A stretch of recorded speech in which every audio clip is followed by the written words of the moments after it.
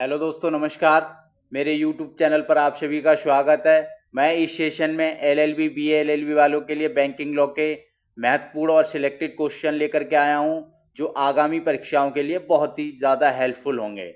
चलिए, बैंक का अर्थ क्या है, चालू खाता क्या है, ग्राहक की परिभाषा दीजिए और सहकारी बैंक से आप क्या समझते हैं। वीडियो अच्छी लगे तो लाइक, सब्सक्राइब और ज़्यादा से ज़्यादा शेयर करें। दोस्तों, आपको परीक्षा में ज़्यादा से ज़्यादा क्वेश्चन हमारी वीडियो से ही मिलेंगे। सो वीडियो में बने रहें, लास्ट तक बने रहें, बहुत ही मज़ा आने वाला है इस वीडियो में। चलिए, मैं क्वेश्चन की ओर बढ़ता हूँ और डिस्कस करता हूँ क्वेश्चन को। पहला क्वेश्चन है, बैंक का अर्थ क्या है। चलिए, यहाँ पे दिया हुआ है बैंक का अर्थ। बैंक शब्द मूल रूप से कहाँ से, जर्मन शब्द बैंक से लिया गया था, VANC के बैंक से लिया गया है, जिसका अर्थ संयुक्त स्कंद कोश से होता है। हिंदी में आप जानते ही हैं, बैंक का हिंदी अर्थ होता है स्कंद कोश। स्कंद कोश से होता है। बैंक में बाद में बैंक शब्द को बैंक शब्द से संबोधित किया जाने लगा, अतः इस जर्मन शब्द का हिंदी में अर्थ है इकट्ठा करना, तथा बैंकिंग शब्द का आशय ही इकट्ठा करने से ही लगाया जाता है।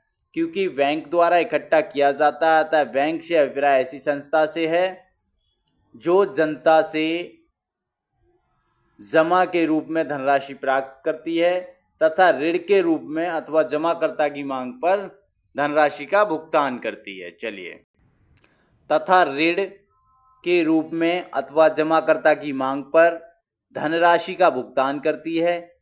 इस प्रकार बैंक उस संस्था को कहते हैं जो धन का लेन देन करती है। चलिए, इसमें एक प्रोफेसर हार्ट के अनुसार इन्होंने कुछ महत्वपूर्ण बातें कही हैं, जो चलिए दिखाते हैं आपको। प्रोफेसर हार्ट के अनुसार बैंक वह व्यक्ति है जो अपने साधारण व्यवसाय के अंतर्गत लोगों का रुपया जमा करता है, जिसे वह उन व्यक्तियों के चेकों या धनादेशों का भुगतान करके चुकाता है जिन्होंने वह रुपया जमा किया है अथवा जिनके खातों में वह रुपया जमा किया जाता है। क्या कहलाता है? बैंक कहलाता है। चलिए,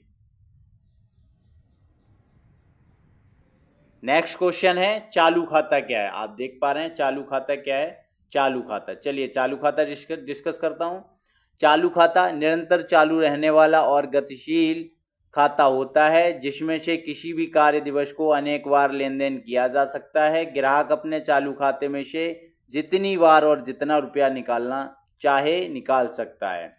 बैंकर पर यह दायित्व होता है कि वह उस खाते की जमा राशि पर वापस कर दे, उस खाते की जमा राशि मांगने पर वापस कर दे। इसलिए इस खाते में जमा रकम बैंकर की देयता कही जाती है। इस देयता को चुकाने के लिए बैंकर इस प्रकार की जमा राशि के प्रति पर्याप्त नगद आरक्षित निधि रखता है। चालू खाता बड़े व्यापारियों, संयुक्त पूंजी कंपनियों, संस्थाओं, सार्वजनिक संगठनों तथा सार्वजनिक निगमों के लिए उपयुक्त होता है, क्योंकि ऐसे संगठनों के बैंक संबंधी दैनिक लेन देन बहुत अधिक होते हैं। जैसे चालू खाता का मतलब ये हुआ कि कंटिन्यूस में लेन देन चलता रहता है, जो संचालन करना होता है वो चालू खाता कहलाता है। चलिए, अब नेक्स्ट क्वेश्चन है हमारा, ग्राहक की परिभाषा। चलिए, जैसे आप देख पा रहे हैं, ग्राहक की परिभाषा दीजिए। ग्राहक की परिभाषा ये है, ग्राहक, विधि में ग्राहक की कोई परिभाषा नहीं दी गई है, जो लॉ है उसमें कोई ग्राहक की परिभाषा नहीं दी गई है। चलिए, जन सामान्य की भाषा तथा व्यवहार में जिस व्यक्ति का बैंक में खाता होता है वही ग्राहक होता है। ठीक है, चाहे वह बचत खाता, चालू खाता अथवा अन्य कोई खाता हो। खाता को खोलना मात्र से ही कोई व्यक्ति ग्राहक नहीं हो सकता या हो जाता है। इसके लिए उसका कुछ समय तक संचालन आवश्यक है। ठीक है, खाते के चलते रहने के संबंध में न्यायालय ने बल दिया है, जिससे ग्राहक का बैंक से लेन देन की साक्ष्य की पुष्टि हो सके। इसमें सर जॉन पेजेट के अनुसार ग्राहक कहलाने के लिए नियमित रूप से अभिज्ञ गति या व्यवहार करने की आदत बैंकिंग कारोबार के संबंध में होना आवश्यक है। चलिए, बढ़ते हैं आगे। हमारा लास्ट और आखिरी क्वेश्चन है, सहकारी बैंक से आप क्या समझते हैं। चलिए, सहकारी बैंकें आपने सुनी होंगी, जैसे ग्रामीण क्षेत्रों में होती हैं वो सहकारी बैंकें होती, केंद्रीय होंगी, राजकीय होंगी, है ना। रिजर्व बैंक से सारी कनेक्टेड होती हैं। चलिए सॉरी, सहकारी बैंक से आप क्या समझते हैं। तो सहकारी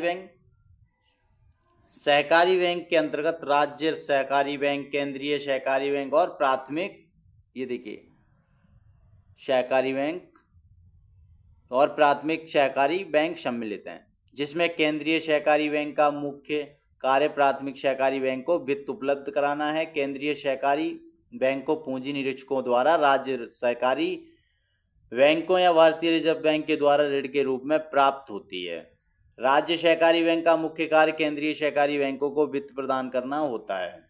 केंद्र सहकारी बैंक राज्य सहकारी बैंक एवं प्राथमिक सहकारी बैंकों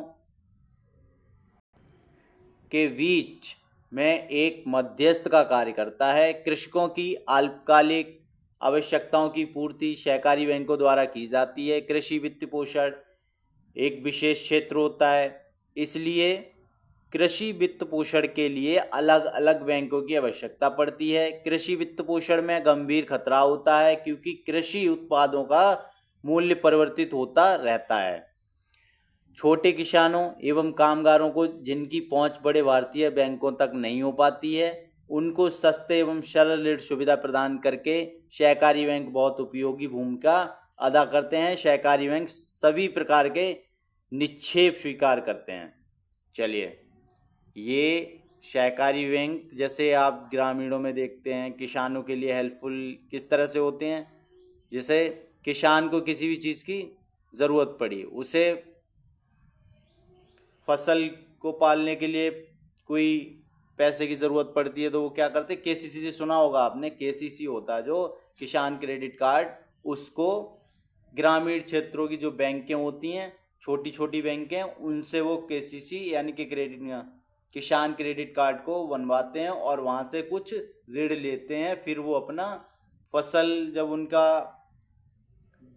जो सेल होता है उसके बाद में वो उसको जो ईएमआई, जैसे हम लोग तो ईएमआई बोलते हैं, जो किस्तों में देते हैं, वो मंथली या छमाही उसको पेमेंट वापस देते हैं। ये किसानों के लिए सहकारी बैंकें बहुत ही महत्वपूर्ण भूमिका निभाती हैं। चलिए, हमने इस सीरीज़ में 4 क्वेश्चन डिस्कस किए हैं इस वीडियो में, और ये क्वेश्चन बहुत ही सिलेक्टेड और इम्पोर्टेंट हैं, जो आने वाली आगामी परीक्षाओं में बहुत ज़्यादा हेल्पफुल होंगे।